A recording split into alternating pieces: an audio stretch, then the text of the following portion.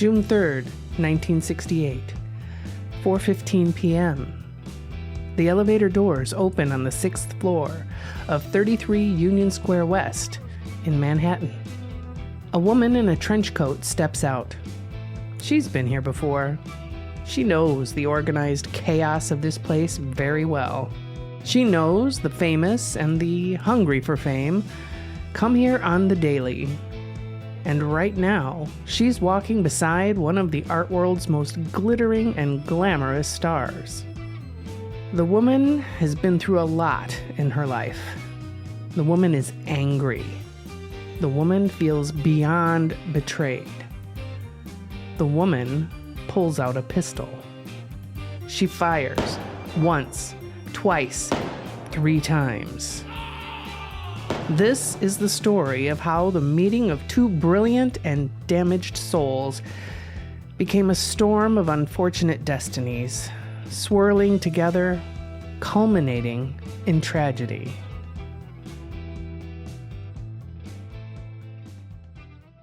Oh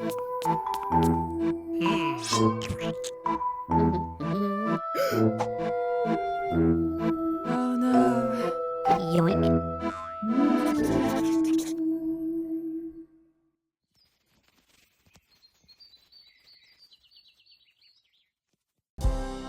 Hi there, you, and welcome or welcome back to Sketchy Stories, where I take my love of art history and my love for true crime, mash them together, and bring to you an assortment of tales from the darker side of the art world. My name is Lady Imperatrix, and I am absolutely honored to be your host. In today's episode, we're going to be talking about the attempted assassination of one of the art world's most dazzling luminaries, Andy Warhol. And does that story sound like it's going to be kind of heavy? Yeah, it does, at least in some parts. So we will be touching on some rather sensitive topics today that some viewers may find uncomfortable, such as childhood abuse and gun violence. I just wanted to let you know that before we get started, so it doesn't take you by surprise later. And if it's the case that you're just not up for that kind of thing today, no problem, sweetie. Just take care of yourself and we'll see each other another time. No worries at all. So, with that all said and settled, let's get into today's story.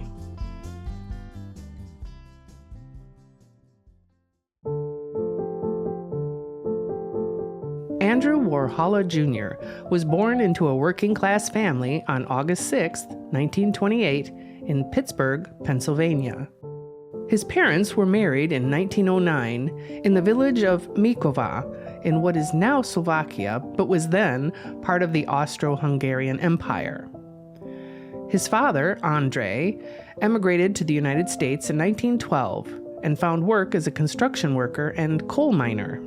His mother, Julia, followed her husband in 1921 after the deaths of her parents, and she supplemented the household income with odd jobs like taking in laundry, cleaning houses, and selling handmade items. Soon after her arrival, the family began to grow by adding 3 little boys in succession: Paul, John, and Ringo. No, wait, that's something else entirely. The newest additions to the family were, in fact, Paul, John, and finally, Andy. From a young age, Andy was considered an emotionally sensitive and physically fragile child. When he was 8 years old, he contracted a streptococcal infection, and as penicillin was not yet available to the public, that didn't happen till the mid-1940s, actually.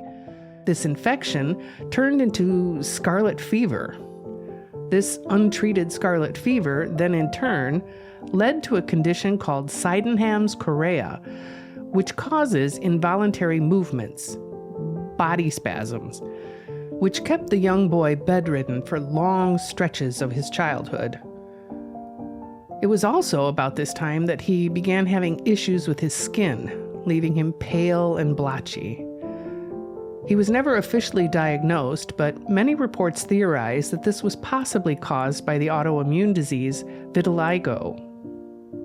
Because he had to spend so much time in bed as a child, Andy's mother encouraged him to spend that time exploring his creative side. And so he did. He spent this time drawing, reading movie magazines, and dreaming of somewhere bigger, brighter, and more glamorous than Pittsburgh. It was at this time that he developed his fascination with celebrities and pop culture. He began obsessively collecting photos and autographs of the celebrities and movie stars that he now idolized. When Andy was 13 years old, his father passed away when he contracted tuberculosis after drinking contaminated water at a construction site where he had been working. His father's death deeply traumatized Andy on many levels. During the 3-day wake, traditional in the Byzantine Catholic upbringing he was raised in, he hid in his room and refused to go anywhere near his father's body. The experience of having his father's corpse on display in their home for 3 whole days deeply impacted the young Andy, leading to a lifelong obsessive fear of death. Before passing away, Andy's father had believed in and was very supportive of his son's artistic abilities. So much so that in his will, he directed that his entire life savings be used for Andy's college education. He knew his son was someone special, and he wanted to make sure that even if he wasn't there anymore, that his son would have the opportunity to nurture his gifts. Andy's teenage years were a mixture of creative growth and social unease. He spent a large part of his free time drawing and even taking free classes at the Carnegie Institute of Art, and excelling in those classes as well. He spent most of his time with his family, not really having any friends outside of the family circle, mostly because he had been on the receiving end of a lot of bullying from the other kids at school, who were making fun of his superfine hair as well as his chronic acne and permanently red nose due to rosacea. Kids can be so mean. Anyway, it wasn't only his physical appearance that made him a target. As a child, he was described as being sensitive and small, shy and effeminate, which led to not only verbal abuse, but a great deal of physical intimidation and bullying as well. This time in his life deeply affected his self-esteem, with him later on in life referring to himself as being an ugly-looking swish. And for those that don't know, swish is an old-fashioned term that was used at the time for men who used campy or effeminate gestures. Basically, gay. Just a rude way of saying gay. Having skipped a grade in elementary school, Andy graduated Shenley High School in June 1945 at 16 years of age. He then immediately started attending Carnegie Institute of Technology, now known as Carnegie Mellon University. While there, he studied art, was involved in student activities, and he finally began to find some lasting friendships. The things for which he had been tormented in his younger years now became his strengths, and he was well known in the school for his unique and eccentric style. He had no interest in blending in, and instead now had a desire to stand out. He finally felt free enough to embrace his queerness, donning white nail polish and wearing a pink corduroy suit, which might sound rather tame by today's standards, but in the 1940s, oh my, this was pearl-clutchingly daring. After graduating in 1949 with a Bachelor of Fine Art and Pictorial Design, Andy moved to New York and almost immediately found work as a commercial artist, providing illustrations for magazines like Glamour, Vogue, and Harper's Bazaar. It was after one of his illustrations for Glamour had a typo, and naming him as Andy Warhol and not Andy Warhola, that he finally dropped the A from his last name. It was something that he had been considering doing for a while, But after seeing it in print, the decision was made. Warhola became Warhol, and thus a legend was born, though he didn't really know it at the time. As a commercial illustrator, he was good. He was really good. Aside his magazine illustrations, one of his biggest breaks came by way of drawing shoes for I. Miller. He also created ads for the New York Times, created greeting cards for Tiffany's, designed window displays for Bonwit Teller, and record covers for RCA Records. He was doing extremely well. He was making money, and he was making a name for himself. But it wasn't enough. It wasn't the kind of renown he craved.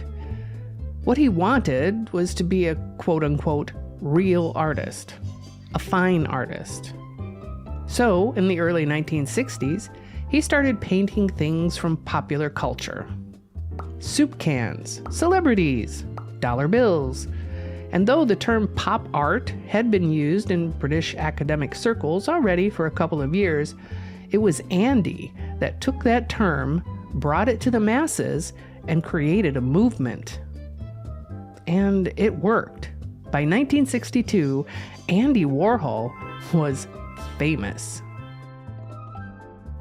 And though what he created wasn't everyone's cup of tea, whether people liked his art or not, Andy Warhol became a household name worldwide. He became a superstar celebrity, exceeding the dreams of one sickly, bedridden little boy from Pittsburgh.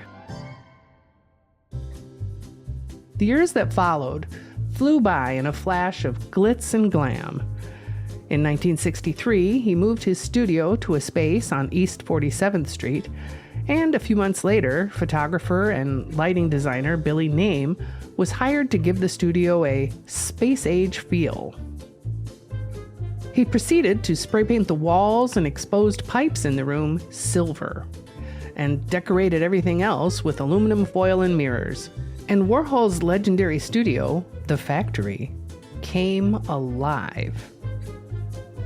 The Factory was part art studio, part social scene, part circus. In all, it was a nonstop party that produced art as it churned its way through the 1960s. Andy surrounded himself with what he called his superstars, beautiful, damaged, eccentric people who became both his subjects and his entourage. Edie Sedgwick, Candy Darling, Ultraviolet, Viva, Bridget Berlin, and many more. He filmed them, he photographed them, he made them famous. And then, when he lost interest in them, he moved on. Whether this was by way of unadulterated narcissism on Andy's part, or it was merely the byproduct of an overly creative mind locked into hyperfocus, history leaves that up to interpretation.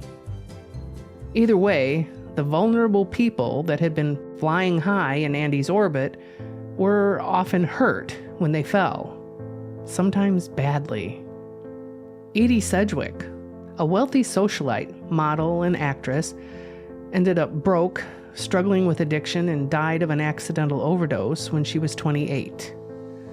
Freddie Herco, a classically trained ballet dancer, became addicted to amphetamines and fell to his death from a fifth-story window when he was also just 28.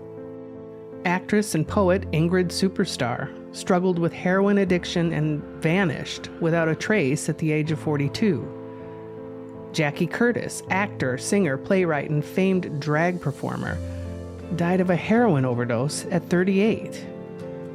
Actress Andrea Feldman, who had long suffered problems with her mental health, blamed Andy for his mistreatment of her and jumped from a 15th-story window in front of a group of people she had invited over to witness her final starring role. She was only 24 years old.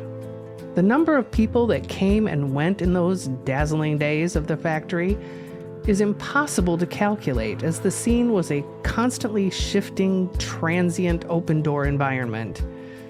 And not everyone suffered as a result of the experience either.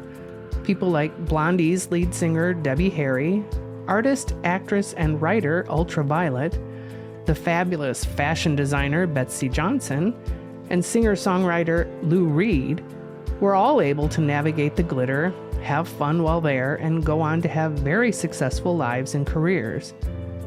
And had lymphoma not taken her so young, trans pioneer and actress Candy Darling had a career that looked to have a very bright future. But there were a good many others that felt used and discarded when they were no longer of use to Andy's world, the great majority of which were those closest to him, his famed inner circle. These were people that daringly lived life on the edge. And to live on the edge, sometimes a prerequisite to that particular kind of bravery is to not exactly be all there, whether through drugs, mental illness, or a combination of both. And without the tenuous and perhaps at times even imagined embrace of the factory community to provide any kind of support, a lot of these people fell off that edge.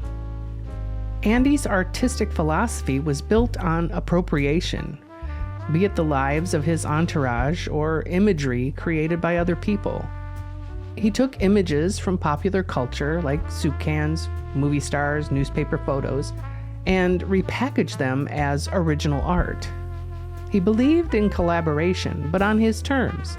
He believed in blurred authorship, in the idea that art could be manufactured like any other product.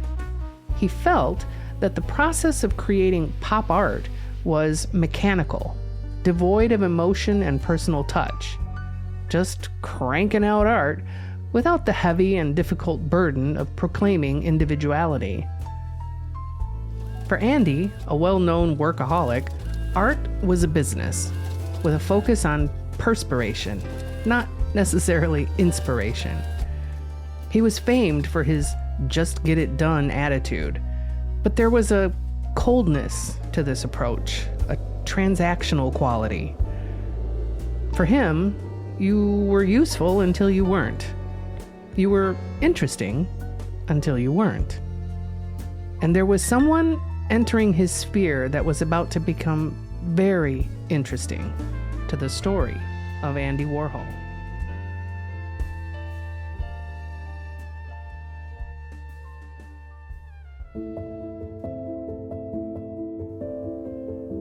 Valerie Jean Solanas was born on April 9, 1936, in Ventnor City, New Jersey. And right from the start, life did not give this girl much of a chance. Her father, Louis Solanas, was a bartender at work and a violent man who abused his daughter Valerie in perverted and unspeakable ways at home. Her mother, Dorothy, described by some as a blonde bombshell, worked as a dental assistant, and though confirmed evidence is scarce, it can be inferred that she certainly endured her own suffering in the marriage. 2 years after Valerie was born, the couple had a second daughter named Judith in 1938. Needless to say, this was not a happy home, and Dorothy took the girls and left when Valerie was 4 years old. Then, in 1949, Dorothy married a piano tuner named Frank Moran, who went by the nickname Red. Valerie never got along with her stepfather, and maybe understandably so. If the only other male authority figure in your life did things like her biological father did, well, trust does not come easily. And as a result, Valerie began acting out. And again, understandably so. Remember, she was taken from her father's home at the age of 4, so whatever happened to her happened at a time when a child's brain is going through its most rapid development. And since this is the time in life when a child is most dependent on adults for safety and security, abuse at this age often results in attachment disorders and other severe mental illnesses. Without proper intervention and therapy as the child grows, it's common to see excessive aggression or tantrums, the inability to form bonds with other people, chronic anxiety, and self-harm. As they enter adolescence, things like depression and PTSD get added to the mix, with the result being that they tend to end up leaning into dangerous behavior patterns like substance abuse, smoking, and high-risk promiscuity. And that is exactly what happened to Valerie. She became a very troubled child. It started out with the classic back-talking that rebellious kids are prone to do, but then it escalated to things like her repeatedly running away, verbally attacking her family, and perhaps most dramatically of all, she was expelled from school for punching a nun. And all of this happened before the age of 12. This little girl was a lot. She was such a handful, in fact, that at the age of 13, she was sent away to live with her grandparents. It seems that her grandparents took the "we're going to set rigid boundaries" approach, and as you might guess, that particular parenting technique didn't work at all for Valerie, and her dedication to rebellion continued unabated. It also didn't help at all that her grandfather was another violent man with a serious alcohol problem who physically and sexually abused her, just as her father had done years before. Well, by the age of 14, Valerie was pregnant. The identity of the father is unknown, though of course rumors abound considering what was happening to her. But at 15 years old, she gave birth to a baby girl named Linda. The baby was then quietly adopted by Valerie's mother and then raised as Valerie's sister. It wasn't until Linda was an adult that she learned who her birth mother actually was. So, one might say, Valerie had a rough start to life, to say the very, very least. Not long after the birth of Linda, Valerie decided that enough was enough, and she left her grandparents behind, ran away, and just lived on the streets, supporting herself through panhandling, grifting, and sex work. It was during this time period that she also came out as lesbian. And believe me, being a homeless, tween-age lesbian in 1951 would have been a challenge in and of itself. But this iron-willed kid still attended school to top it all off. This girl was not your run-of-the-mill coronet film Susie by any stretch of the imagination.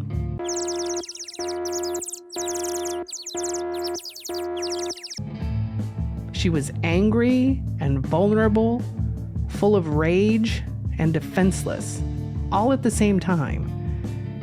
And we can't forget, she was still a child. But this child was smart, wickedly smart. She was quick-witted and funny.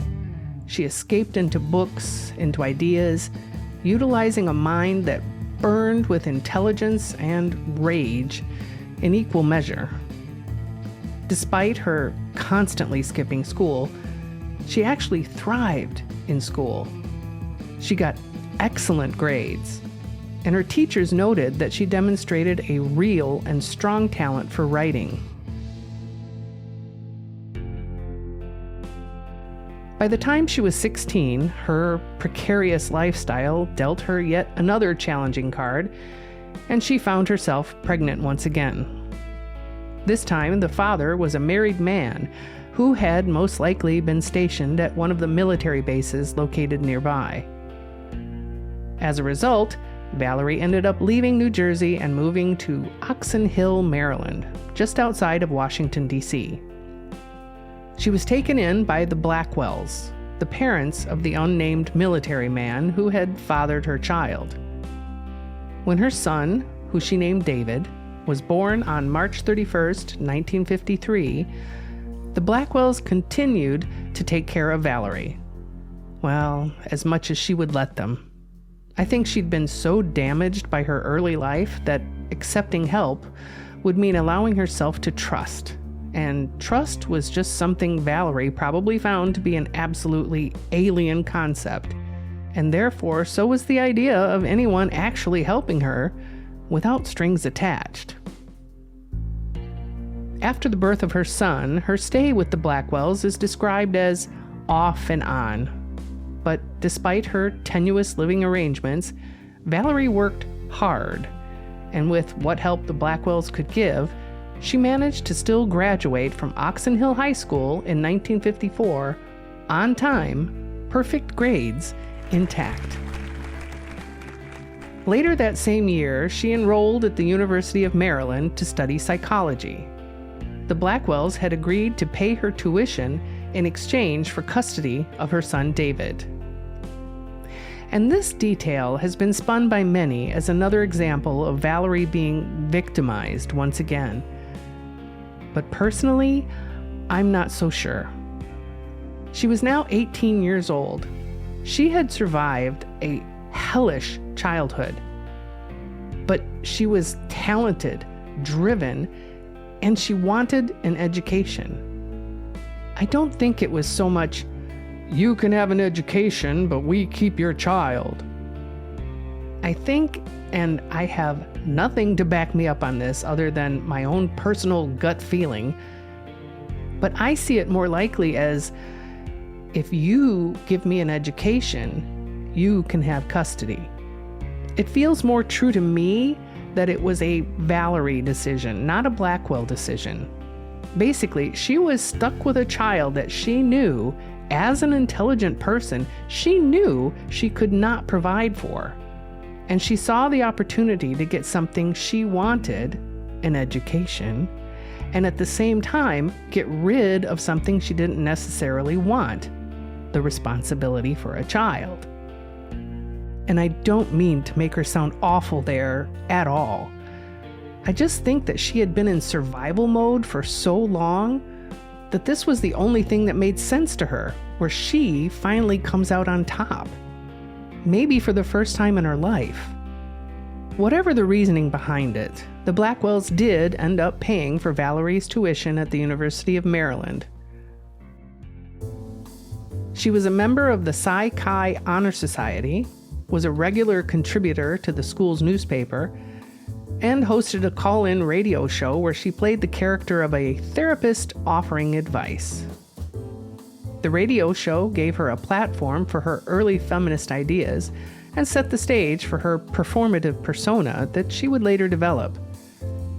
To the school's paper, she wrote letters to the editor which very much highlighted her public agitation about gender issues, sexuality, and feminism. In 1958, she graduated with a Bachelor of Science degree in psychology with a mind-blowing 4.4 GPA. So, yeah, confirmed. Valerie was highly intelligent and obviously very determined. Tenacious even, one might say. She then went on to do some graduate work at the University of Minnesota. Her research was focused on proving the inferiority of men, that men were genetically deficient to women, citing that the Y chromosome was simply an incomplete X. She argued that men were responsible for ruining the world, that they were a disease on our species, and that women should overthrow them. Some took her claims as serious, though many interpreted her writings and conclusions as satire and irony, with a clear anti-patriarchal, anti-capitalist bent. Valerie left the University of Minnesota after only 2 semesters in 1959, citing the lack of female-focused research combined with the inequality of research grant money distributed between male and female students as the cause for her departure. She then decided to just hitchhike around the country for a while, ending up in Berkeley, California in 1960, where she attended a few classes and, for the first time in her life, living openly as a lesbian. After a while, the school thing appears not to have been working out for her anymore, and so she quit attending. She never stopped writing, though. It was while in Berkeley that she began work on two pieces that would become pivotal to her life. She started to put together an ultra-feminist manifesto, as well as starting to work on a play while there. And though her manifesto would eventually become incredibly famous, it was this play that would eventually change her life forever. After Valerie tired of Berkeley, she drifted around for a few years, living wherever the wind took her as she hitchhiked around, making money as she always had when she was younger. But this time, she was also writing, obsessively. She wrote plays, she wrote essays, she wrote manifestos. In 1962, she made her way to New York City, where she continued to support herself as she always had, but now was finally able to make some degree of money off of her writing. She wrote articles for magazines, notably an article called A Young Girl's Primer on How to Attain the Leisure Class, for the magazine Cavalier in 1966. Then, in 1967, she finished up her now famous SCUM Manifesto. SCUM stood for the Society for Cutting Up Men. And it was 55 pages of pure, undiluted fury. A radical feminist text that called for the elimination of men, the abolishment of money, and the overthrow of the government to make room for a female-only society. Some of it was satire, some of it was serious, all of it was shocking. She had copies of this manifesto mimeographed, which she then sold on various street corners around the city. To call a man an animal is to flatter him. He's a machine, a walking dildo. It's often said that men use women. Use them for what? Surely not pleasure. In actual fact, the female function is to explore, discover, invent, solve problems, crack jokes, make music, all with love. In other words, create a magic world. People didn't know what to make of it. Was it a joke? Was it serious? Was she crazy or brilliant? Maybe all of those things. Because underneath the rage, underneath the extremism, Valerie was saying something that resonated. The women's movement was just picking up steam. Women were marginalized. Women were used. And women's work had been stolen, dismissed, or simply credited to men for centuries. And it was about to happen to her.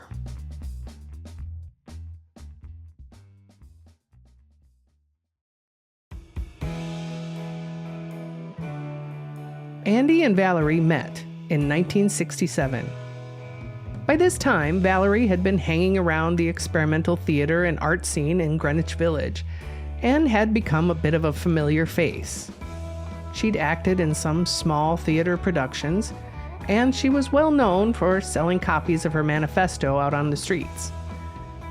And she had written a play, a wild, dirty, funny, angry play called, and please do cover your ears if you're easily offended, but the play was called Up Your Ass. Oh my. It was about prostitutes, sexual politics, panhandlers, and societal hypocrisy.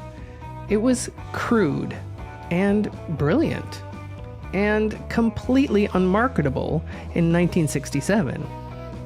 But Valerie thought the famed Andy Warhol might just produce it. She knew he produced subversive underground films. She knew he reveled in transgressive content. She knew he surrounded himself with all kinds of people from the margins of society, just like her. So she gave him the script. And Andy said, sure, he'd read it. Well, days passed, then weeks. Valerie called repeatedly. She finally just came by the factory and asked, what's happening? Any news? Any progress? After a frustratingly long wait with no reply to any of her questions, she finally realized that Andy was never going to do anything with it, so she asked for her script back. But Andy said he had lost it. Lost it? Uh-oh. Now there are two possibilities here at this moment. Scenario 1. Andy actually did lose it. I mean, the factory was chaotic. Papers everywhere, people coming and going, things got lost all the time. He very well may have stuck it in a pile and just forgot about it. Then there's scenario 2. That he didn't lose it, that he kept it. Maybe he was going to produce it under his own name. Maybe he was just going to rip ideas from it. Maybe he was simply going to steal the whole thing from her. And Valerie, as you might have guessed by now, believed scenario 2. Absolutely, and without doubt. And you know what? Given the way the art world worked, given the way the world worked in general, and given the way Andy operated, for Valerie, it wasn't paranoia. It was pattern recognition. Be it the art world, science, literature, you name it, women's work had gotten stolen and credited to men for millennia. Whatever field you name, women's ideas and finished works were constantly getting lost or ignored, only to then have similar projects appear later with someone else's name on them. A man's name. Oh my God. Valerie returned in person to the factory and demanded her script back. Demanded to know what happened to it. And Andy, well, he actively avoided her. He was too busy. He was out. He'd look for it. In an attempt to appease her for a while, Andy offered to put her in a couple of his films, to help her out. She appeared in his 1968 movie, I, a Man, where she basically played herself, a man-hating lesbian who mockingly refuses the advances of the male protagonist. She also had a non-speaking part in the film entitled Bike Boy, and she was paid a whopping $25 for appearing in films created by the world-famous Andy Warhol. For her time, for her image, for her performance, her work. And still, the script never appeared. Months went by, and Valerie's frustration grew.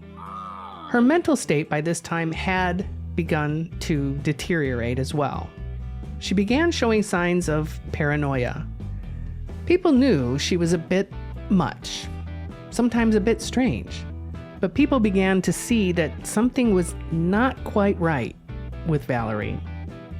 But really, whether or not she was experiencing the onset of some kind of mental illness, that's just a side note in this moment.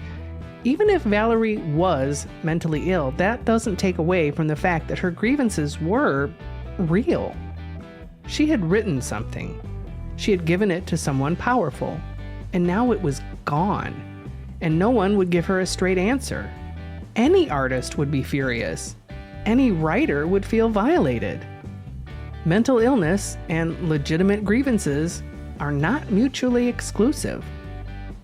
Like Joseph Heller said in his book, Catch-22, just because you're paranoid doesn't mean they aren't after you.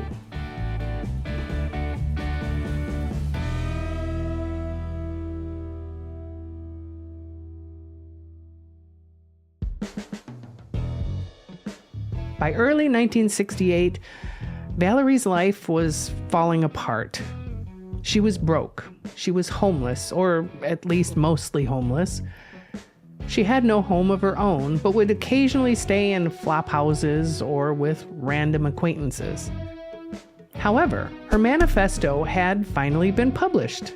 Well, sort of. A shady publisher named Maurice Gerodius, who ran Olympia Press, had offered to publish it.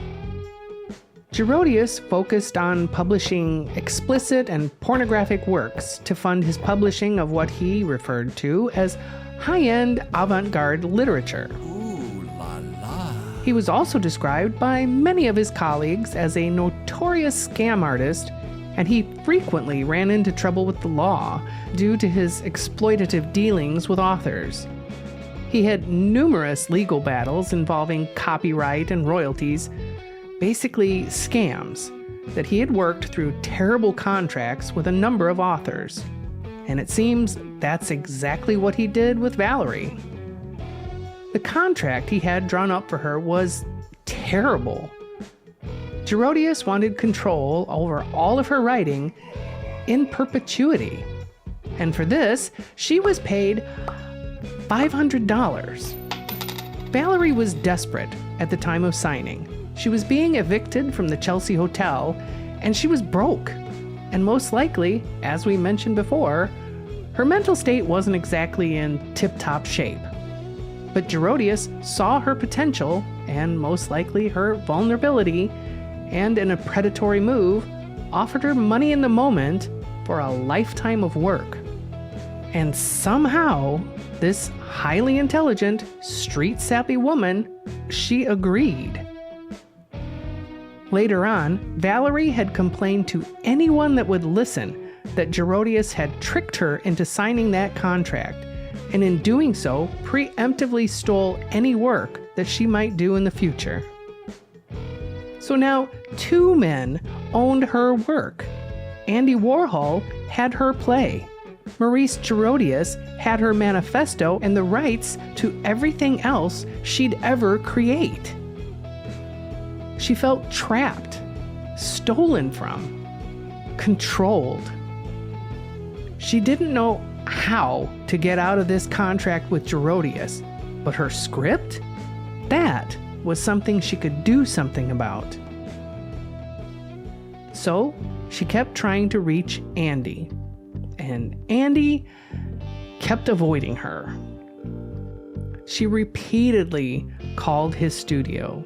She made frequent visits to the factory, and she became increasingly frantic with every step along the way. Paul Morrissey, Andy's manager, had actually told people to watch out for her, that she was becoming, in his words, difficult. Then, one day in late May of 1968, Valerie was at her wits' end. She needed to regain control of her work somehow. First, she went to the Chelsea Hotel where Maurice Gerodius was living to try and get this contract mess situated. However, he wasn't in at the moment. Next, she called gallery owner and author Margot Feiden, who had been trying to help her find a respectable mainstream publisher. Unfortunately, Margot didn't pick up for whatever reason. We're sorry. The person you're trying to reach is not available at this time. Please try again later. You know, kids, life before cell phones, in the days of landlines and no answering machines, yeah, the struggle was real. Anyway, Valerie next called the factory, demanding to speak to Andy. And Andy wasn't there either. Or perhaps he was, but was simply refusing to take her call. We don't know. But no matter which way she turned, it felt like doors were shutting in her face. Phone calls were going unanswered and people were turning their backs on her. Valerie felt shut out, ignored, and taken advantage of. So her next step, she went out and bought a gun. a snub-nosed .32 Beretta semi-automatic. She was a woman alone, and she was often sleeping rough in the streets. New York was a dangerous place, and a woman in her kind of situation needed to look out for herself. So the purchase of this gun, she later told police, was for her own protection. And maybe that's true. Maybe.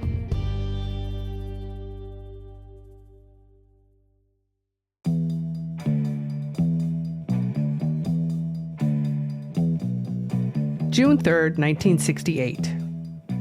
Valerie got up that morning with a plan, or something like a plan. She put on her trench coat. She put the gun in her pocket. And then she stepped onto a path she had no intention of veering off of. The exact chain of events that day before she arrived at the factory are sometimes disputed. Some people later chimed in saying things that weren't true because they just wanted to be part of the story. Some things Valerie may have made up during her confession after her arrest. Some things the cops simply may have gotten wrong in all of the chaos. But it seems like the most verifiable timeline is as follows. First, she went to the Chelsea Hotel, once again looking for Maurice Gerodius. And once again, he wasn't there. Reception told her that he was out of town. She didn't believe them, and she waited for a couple of hours for him to show up. But eventually, she gave up. There are some reports that she then went to the famed actor's studio, where she attempted to give a copy of her play to actor, director, and teacher Lee Strasberg. She was turned away, with one student that allegedly saw her there that day saying, "I knew she was trouble.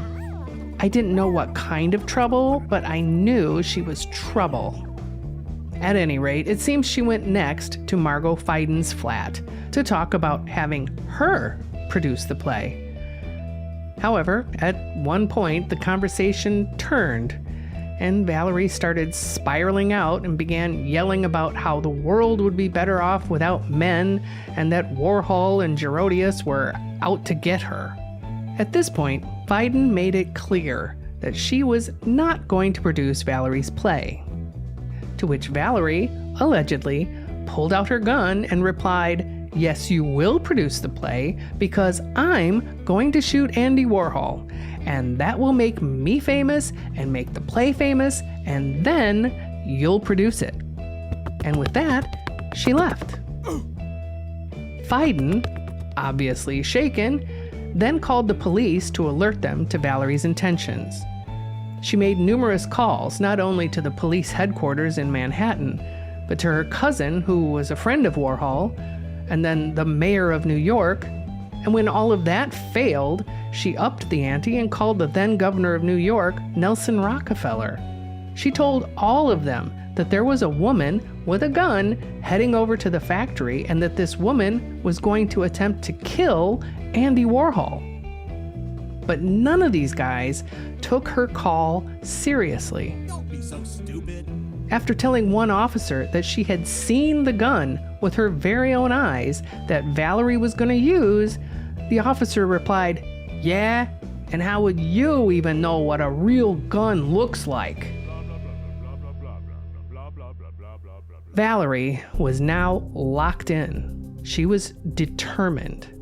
And she walked straight over to 33 Union Square West, the location of the dazzling center of fabulousness that was Andy Warhol's factory.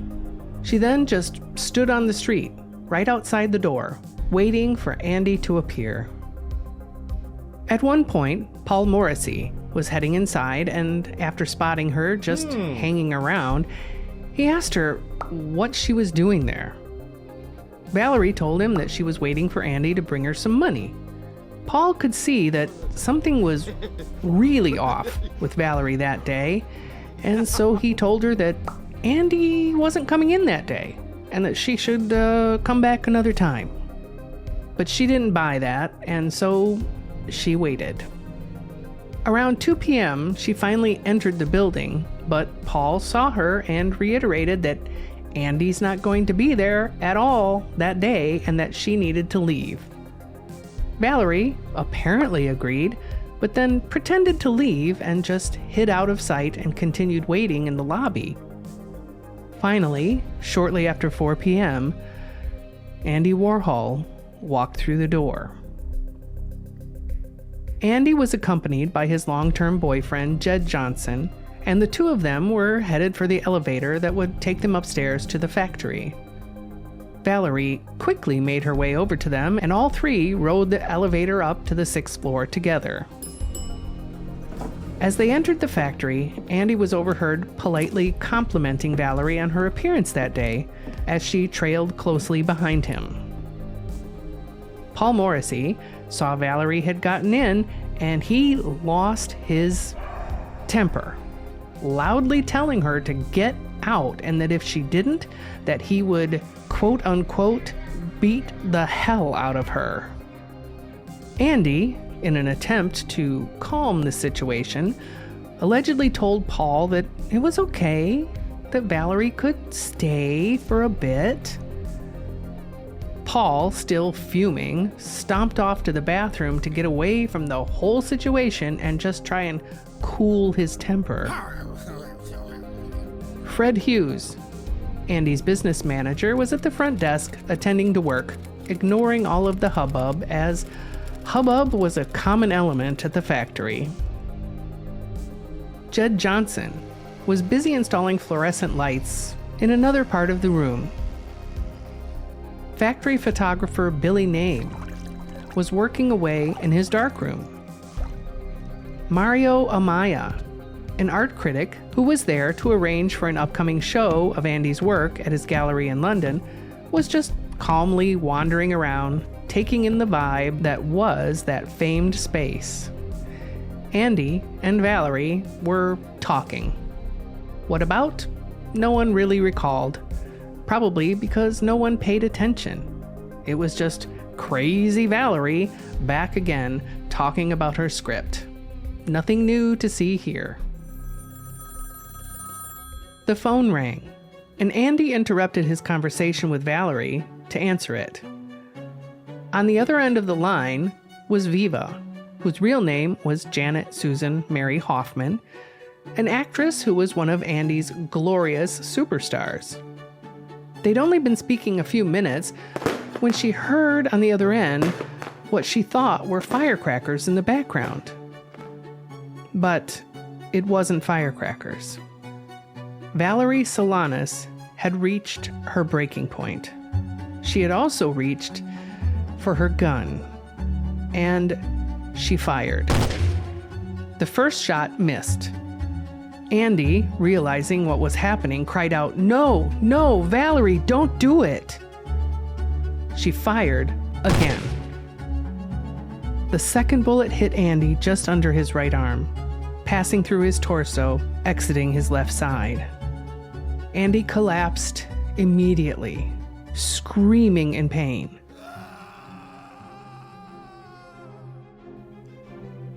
Valerie turned around and faced the others that were all now staring at her.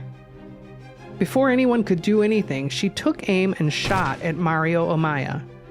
He was hit in the hip, but managed to run and hide in the factory's screening room. Jed Johnson dove into Andy's office and held the door shut with his body. Valerie repeatedly tried the handle, but thinking it locked, she gave up and turned around to face Fred Hughes. Fred slowly stood up from the desk with his hands raised and said, "No, don't shoot." Valerie raised the gun and pointed it directly at his chest. He cried out, "Please, Valerie, I'm innocent. I've been good to you."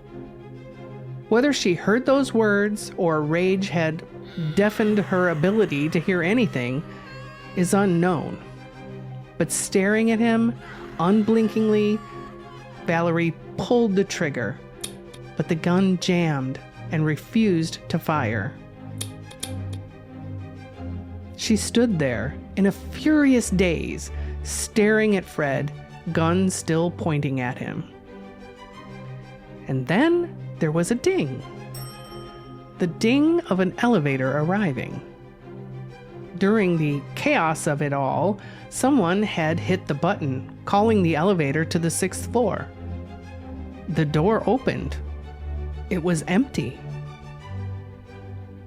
Fred then said, cautiously and hopefully, "Oh, there's the elevator. Why don't you get on it, Valerie?" Valerie lowered her gun, and in an unnervingly calm voice, she said, "Oh, that's a good idea." She put the gun back in her pocket and silently got on the elevator and left. Reaching the ground floor, she exited the elevator, walking across the lobby and out of the building onto Union Square. It's alleged that for several minutes she was seen just standing outside the building, staring. And then she just walked away, calmly, as if it were just another day.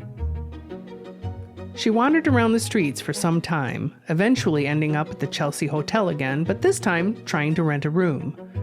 There were none available, and so Valerie left and continued her early evening stroll.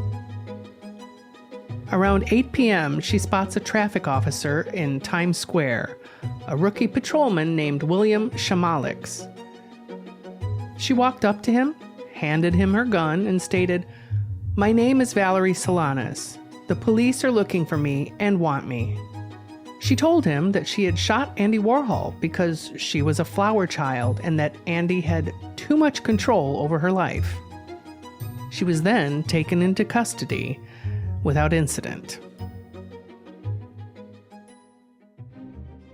Back at the factory, things were not looking good for Andy Warhol. Immediately after the shooting, an ambulance was called, but it took over 20 minutes to arrive. In the meantime, actor Gerard Malanga and artist Al Hansen had come by, having no idea the pandemonium they would be walking into. Mario Amaya was hysterical, blood all over the back of his shirt, and he was crying out, "Did it go in me? Did it go in me?" Realizing Amaya had been shot, Al Hansen looked over and saw a pair of legs on the ground sticking out from behind a desk. He asked, "Who's the other one?" To which Paul Morrissey frantically screamed, "It's Andy! Andy!" and then proceeded to identify Valerie as the shooter. Fred Hughes screamed, "He's dying and there's no ambulance! Where are the doctors? Where are the cops?" Billy Name had Andy's head cradled on his lap. Jed Johnson was tenderly wiping Andy's forehead. Andy was phasing in and out of consciousness. At one point, he opened his eyes, and seeing Billy Name sobbing uncontrollably, Andy grinned a little grin and said, "Don't make me laugh, Billy. It hurts too much." Even in his possible last moments, Andy Warhol couldn't help but be 100% Andy.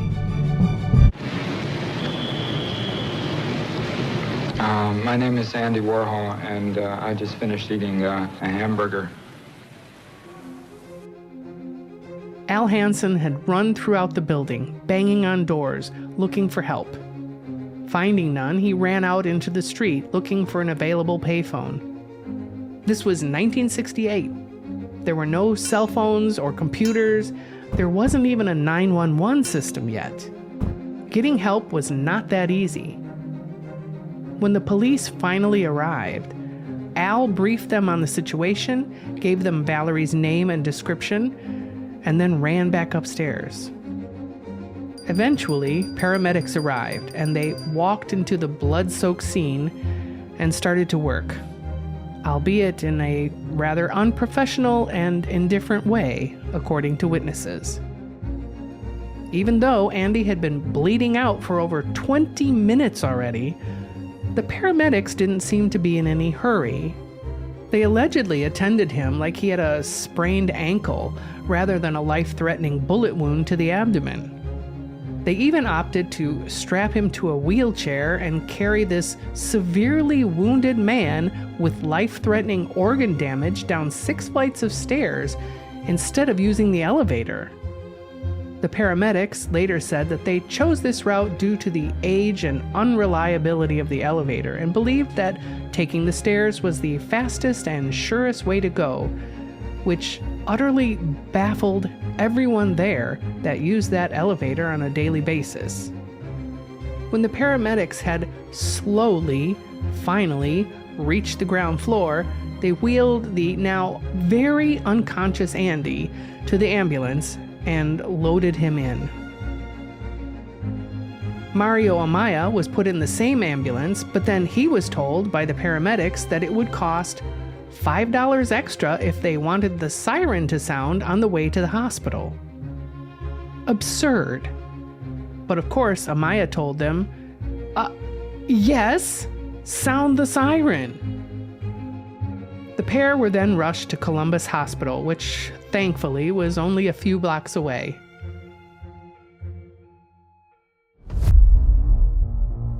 Andy was whisked into the emergency room, but before he could be taken in for surgery, he was pronounced dead. His now lifeless body was rushed into the operating room, where the surgeon was told by his colleagues that this was Andy Warhol and that he cannot be allowed to die. The surgeon, Dr. Giuseppe Rossi, was a recent Italian immigrant who apparently was not into pop culture at all and had no idea who Andy Warhol even was. All he saw was a man that needed help, and so he set to work.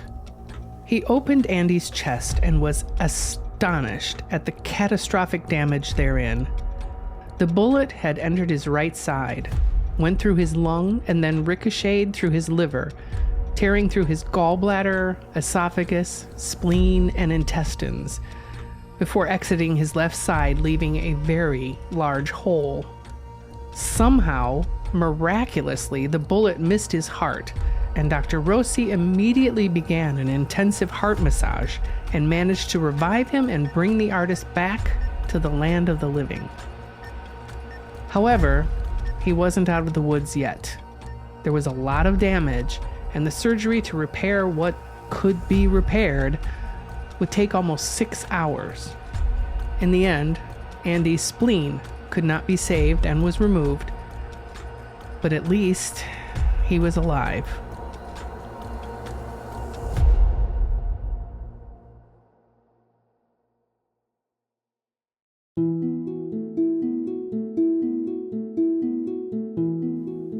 Mario Amaya was released from the hospital the following day and made a full recovery. Andy, however, remained in critical condition in intensive care for over a week. He was finally stable enough to move into a room out of the ICU, but his stay in the hospital would take roughly 2 more months before he could go home. Once well enough to make phone calls, it became immediately clear to his friends that Andy, yes, was suffering, but that he had not lost his wry and sometimes deeply dark sense of humor. When his friend Ultraviolet called and asked, "How can you explain it all? Why were you the one to get shot?" Andy replied, "I was just at the wrong place at the right time." A little bit later, he went on to say, "If only RFK were shot a different time, I would have gotten all the publicity."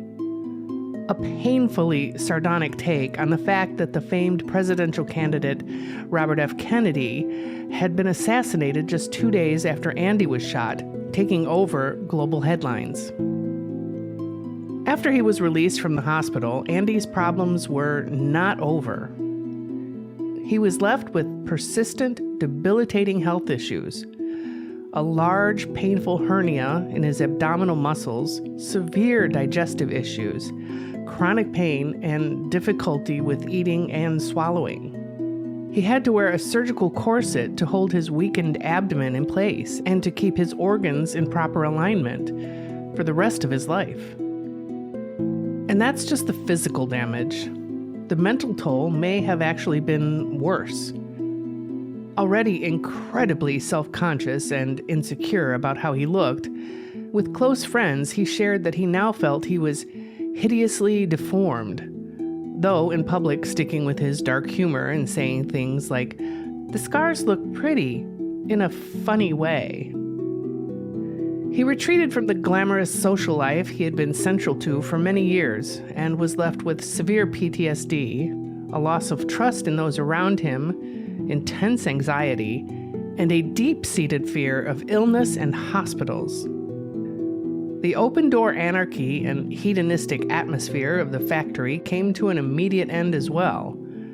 The factory was morphed into being reserved and business-oriented, and who could come through the door was strictly regulated. The inner circle was tight, and they drew around Andy like protective soldiers. The heyday, glam-soaked days were over, but eventually the work, Andy's art, continued. After her arrest, Valerie Solanas was charged with attempted murder, assault, and illegal possession of a weapon. She was denied bail and remained in jail awaiting trial. On June 4th, 1968, at her arraignment, she admitted to shooting Andy and pled guilty to reckless assault with intent to harm. She said, though people thought she shot him because he wouldn't produce her play, she said that was not the case. She claimed she felt that he had tricked her somehow and gotten legal rights to all her work. The same claim she levied against publisher Girodias. She said, "I have nothing to regret. I feel sorry for nothing. He was going to do something to me that would have ruined me." Her behavior that day in court was erratic and unbridled. She was loud and did not follow instructions. She was Valerie. She was arraigned on the weapons charge and 2 counts of attempted murder. However, the judge could see that something was really off with this young lady and remanded her immediately to Bellevue Hospital for psychiatric evaluation. While at Bellevue, she was deemed incompetent to stand trial and sent to the prison ward of Elmhurst Hospital. With her upcoming trial looming on the horizon, Maurice Girodias, yes, that Girodias, arranged for 3 high-profile lawyers to represent her, but she vehemently refused their help. The state arranged a lawyer for her as well, but she rejected their help, insisting, "I don't want anybody to represent me. I can beat this thing myself." However, she finally did accept being represented by civil rights activist and radical feminist Florence "Flo" Kennedy. That same year, Girodias decided to capitalize on Valerie's infamy and published her scum manifesto without telling her. He didn't need to ask her. He had that shady contract, right? When asked why he did it, he said that had she not shot Warhol, he never would have published it because it would not have been worth it. But his heavily edited version, a version Valerie hated, was published and was considered a commercial success and made him a bit of money. Valerie, on the other hand, never saw a dime. On June 28th, she was indicted in the attempted murder of Andy Warhol. In August, she was once again deemed incompetent to stand trial and sent to the Matewan State Hospital for the criminally insane. After a few weeks, she was sent back to jail, and in December, an unnamed friend posted her $10,000 bail, and Valerie was free to return to her tumultuous life, more or less. Earlier that same year, in September, Andy made his first public appearance since the shooting. It was a lively party to introduce the new album by singer Nico entitled The Marble Index, which was, according to Kay Bartlett of the Associated Press, an ear-piercing 16 minutes that everyone attending said was beautiful. It was also a chance for friends and followers of Andy to celebrate the fact that he was still there to idolize, with Ingrid Superstar saying, He's even more profound and more beautiful now than before, if that's even possible. Andy, however, said that he saw no new Warhol at all. Only that, before, I thought it would be fun to be dead. Now, I know it's fun to be alive. While at that party, he announced that he wanted to drop the charges against Valerie. He said, "I don't dislike her. I don't dislike anyone. It wasn't her fault. She wasn't responsible for what she did." But, as everyone knows, you can't drop the charges against someone that tried to kill you. That's up to the prosecutor. But it did sound nice. And maybe he even meant it. By December, though, Andy might have been rethinking all that. He had to call the police because Valerie had called him on Christmas Eve, trying to coerce him into purchasing a screenplay that she had written for a movie. She began stalking him. She also began stalking Girodias and making public threats against both Warhol and Girodias, as well as against publisher Barney Rosette, eccentric billionaire Howard Hughes, and Robert Sarnoff, CEO of the media corporation RCA. She was arrested on stalking and harassment charges on January 9, 1969, and was held at the New York Women's House of Detention's psychiatric wing until she was transferred to Bellevue for further tests. Her murder trial finally arrived on June 9, 1969, where she pleaded guilty to first-degree assault, stating, "I didn't intend to kill him. I just wanted him to pay attention to me. Talking to him was like talking to a chair." She was sentenced to serve up to 3 years in prison with credit for time served. Many were shocked at the seemingly light sentence, with Lou Reed, the Velvet Underground's lead singer and close friend of Andy, saying, "You get more time for stealing a car." She served about 2 more years in the Matewan State Hospital for the criminally insane, but escaped in April of 1971. She wasn't out long, was caught and sent back, ultimately being released 2 months later in June.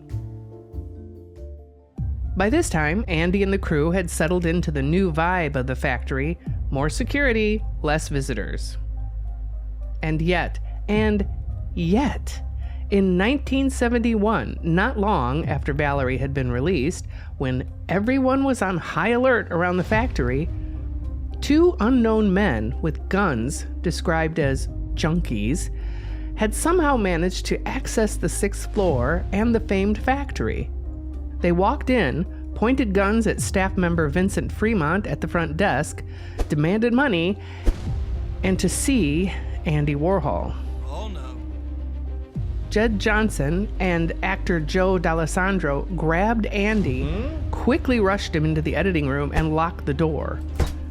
Fred Hughes and Paul Morrissey, who were both there when Valerie created her day of bedlam 4 years earlier, grabbed their wallets and each gave the intruders $100, hoping to send them on their way. But it wasn't enough. They wanted Warhol. Standing nearby was Joe D'Alessandro's wife, Terry, with their baby, Joseph Jr., in her arms. One of the gunmen grabbed the baby and loudly exclaimed that he would shoot the baby unless Andy came out of hiding. The door of the editing room slowly opened, but it wasn't Andy that came out of the room. It was Joe D'Alessandro, who calmly, coolly approached the gunman and told them that the police had already been called from the editing room and would be arriving in just a few moments. He explained that if they wanted to get away, this would be the time. The man holding the baby just heartlessly dropped him on the floor, and the 2 men ran out. They were never found, and charges were never brought. But the effect the event had on everyone there was clear and palpable, and the world of the factory closed in even tighter.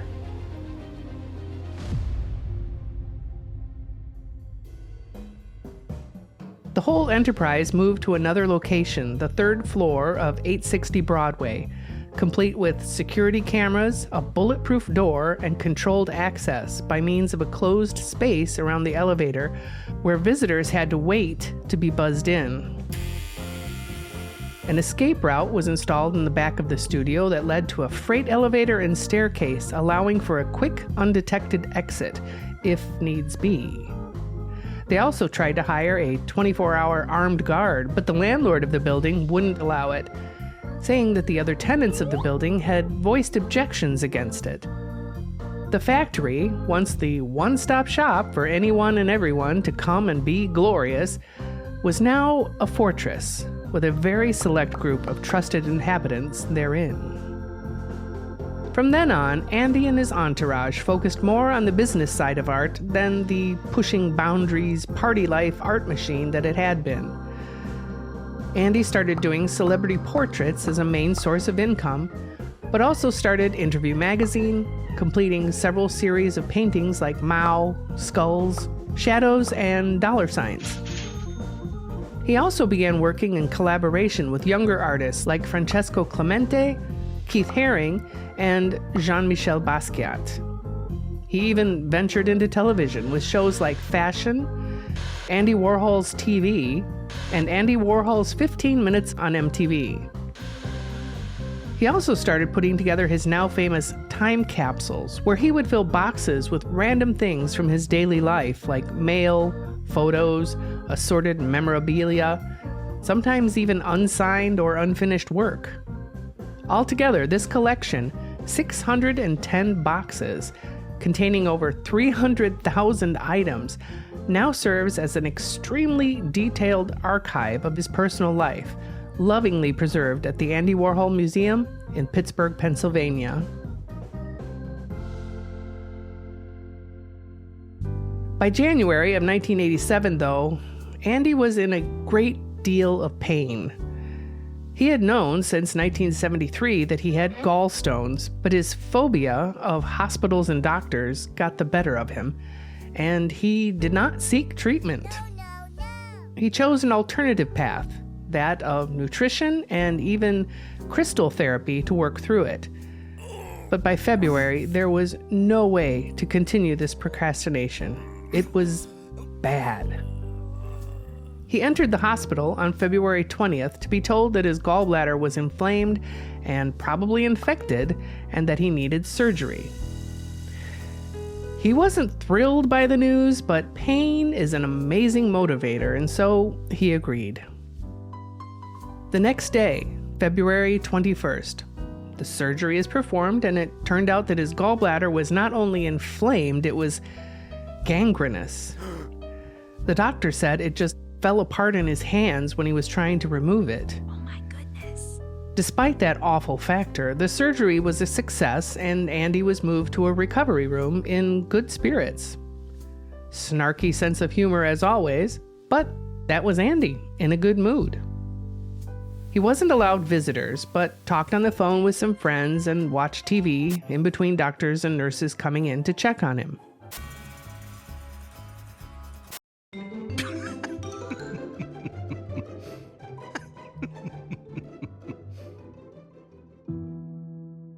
That night, Andy was assigned a private nurse, Min Cho, who was supposed to be monitoring Andy all night.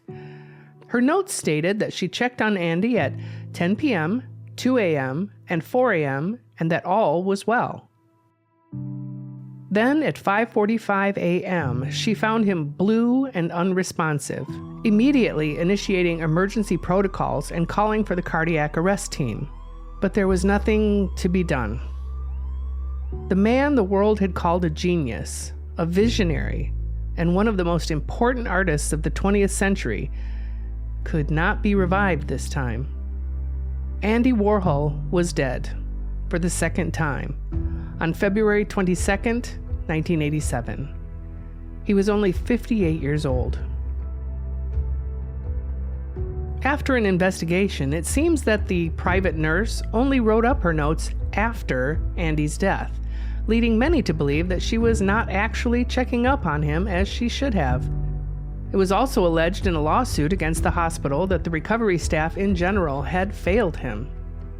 Everyone knew he was already in a frail state of health and needed constant monitoring, which was not provided.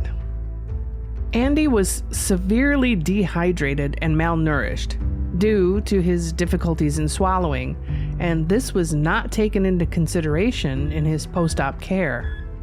His official cause of death was ventricular fibrillation, an irregular, fatal heart rhythm. But his autopsy showed that Andy's lungs were filled with liquid, and his trachea was full of a pink, frothy fluid, which indicated his lungs had been overwhelmed by the IV fluids. Andy's last moments were spent thrashing about, terrified, alone, gasping for air, trying to cry out but couldn't, as he was literally drowning in his bed. And I can't help but think that one of his last thoughts was, "I knew this was going to happen."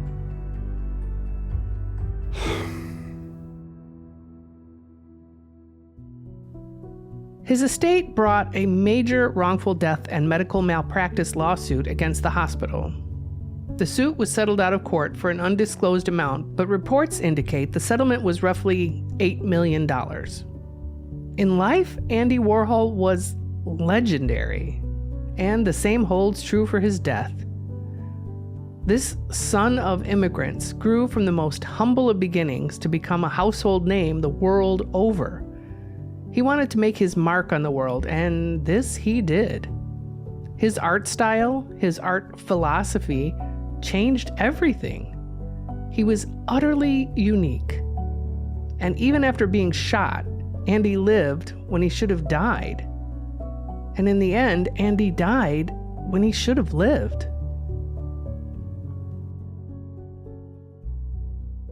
As for Valerie, the rest of her life was not what anyone would call pleasant. It had its moments, of course. It wasn't all bad. She was eager to start writing again after the whole shooting Andy incident, and so she wrote articles and poetry, sometimes getting them published, sometimes not. She worked as an editor at the feminist magazine The Majority Report, but left to focus on writing a book. She did some interviews with magazines like High Times and The Village Voice. In 1977, the publishing company that Gerodius owned went bankrupt, and so her rights to the Scum Manifesto went back to her. So she then had it retypeset, took out all the stupid edits that Gerodius had made, and had her new edition published, which she had entitled The Correct Valerie Solanas Edition. So it was sporadic and nomadic, but Valerie was keeping busy. However, her mental illness was growing worse, and by leaving it untreated, so was her life. By the late 70s and early 80s, Valerie had pretty much disappeared, with some alleging that she was using various aliases and hitchhiking around the country. What is known is that she spent 4 years in Phoenix, Arizona, where it was apparent that her illness was winning the battle for her mind. She became well known to the police in the area for her behavior, including things like standing in the middle of traffic wearing nothing but a nightgown and crowing like a chicken, and wearing shoes in the summer because the pavement was too hot, but going barefoot all winter long. When she saw the police, she would run away, howling like a wolf. One officer said that she was covered in scabs and thought that she had some terrible skin disease, until he saw her sitting on the curb one day, scraping her skin with a fork until she bled. The officer reported this woman definitely needed to be in a mental hospital. She was a danger to herself and others. But by 1985, she had landed in San Francisco, a city famous for its homeless population at the time. She would live on the streets or stay in various welfare hotels around town and survived off a combination of supplemental security income and sex work. She had stopped using the name Valerie Solanas and went by the name of Ons Low, but when she saw someone had written to High Times asking if she was still alive, she wrote to the magazine herself, telling everyone that she was alive and well and living in California. Back on the East Coast, her cousin saw this response and then told the rest of the family where she was. But no one reached out. Maybe they just simply believed that line about being alive and well and just thought she was okay. Or maybe they just chose to believe it because it was easier. Then on April 25th, 1988, police were called to the Bristol Hotel in the Tenderloin district of San Francisco. They were sent to room 420, and inside they found Valerie's body. The medical examiner said the cause of death was bronchopneumonia and that she had been dead for approximately 5 days due to the state of advanced decomposition. She was found kneeling next to her bed, and it was reported that the room was unusually tidy, with stacks of manuscripts and papers piled on the desk. She had died alone, broke, and forgotten among stacks of her life's work. She was only 52 years old. Instead of being buried as an indigent, though, her mother suddenly popped into the picture and claimed her body. She had Valerie cremated and brought to Fairfax, Virginia, where her remains were buried at St. Mary's Catholic Church Cemetery. Her mother also took possession of all of her personal effects, including her clothes, her books, her typewriter, and all of her manuscripts, articles, and poetry. And then Valerie's mother proceeded to burn all of it. Valerie Solanas was now, and thoroughly, no more. But over time, interest in her writing, or what little was left to the world, began to be discussed in a new light. What was originally seen as the ravings of an unhinged lunatic lesbian were now being seen as bitingly satirical, oftentimes humorous takes on sexuality and discrimination. She had slowly become a kind of icon in feminist circles. And something that just might make her very happy, she is still causing heated arguments. Some see her as a martyr, a woman driven to violence by male oppression. Others see her as a victim of circumstances. Others see her as mentally ill. Though pretty much everyone sees her violence as inexcusable, regardless of her politics. And that play? The play that drove her over the edge, causing her to grab a gun and take such drastic measures? Well, it's taken on a life of its own. In 1999, the copy that was given to Andy was found in a trunk of lighting equipment belonging to Billy Name. You know, the "Don't Make Me Laugh, Billy" Billy. Turns out, Andy never did steal it. He really did lose it. It was misplaced and ended up at the bottom of this trunk and didn't resurface until over 30 years later when the silver-painted trunk was given to the Andy Warhol Museum and its contents were being inventoried. And then, theater producer George Coates heard about the discovery, contacted the museum, and ended up getting the rights to the play and decided he was going to put it on a stage. That stage was in the Tenderloin district of San Francisco, with an all-female cast and Valerie's words used verbatim as she wrote them, but backed by a musical setting. And it was a hit. As recently as 2025, it was even performed at the Edinburgh Fringe Festival with glowing reviews from some, and with others walking out during the performance. Again, I think this is something that would please Valerie to no end.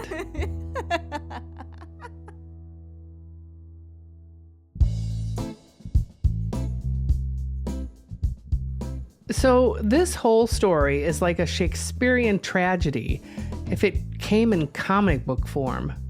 The tragedy, for both protagonists, is verifiably real, but the absurdity of their paths crossing, when they did, where they did, how they did, gives the whole story an almost unbelievable, surreal patina. Valerie Solanas was mentally ill, yes. She was also a woman whose work had been dismissed, who'd been horrifically abused, who'd survived through a very hard life on the streets, who'd been told over and over and over that her voice didn't matter, that she didn't matter. Andy Warhol was a genius, yes, but he was also just a man who literally worked his way to the top, doing it his way, despite being ridiculed and dismissed by many as being too commercial or too superficial. He wasn't that different from Valerie in that way. He just wanted to be taken seriously. He just wanted to be a real artist. So did she. She was a lesbian. He was a gay man, at a time when being anything but straight could land you in jail. They were both born into lower-income families, but ended up in New York to embrace the life of an artist. Both wanted to shock. Both wanted to disrupt the status quo. Both wanted to revolutionize the art world. They wanted fame and recognition, and yet they were very lonely. In the words of filmmaker Mary Herron, they both wanted to be famous because they both wanted to be wanted. Valerie Solanas deserved better than the life she got, and Andy deserved a better death than he got. What happened on June 3rd, 1968 was undeserved on his part and inexcusable on hers. Violence is never the answer to anything. She had every right to be angry, but this lady could wield words like a razor-sharp weapon. If she had only realized that the pen is indeed mightier than the sword, the world would not have lost two of its most shining stars so soon.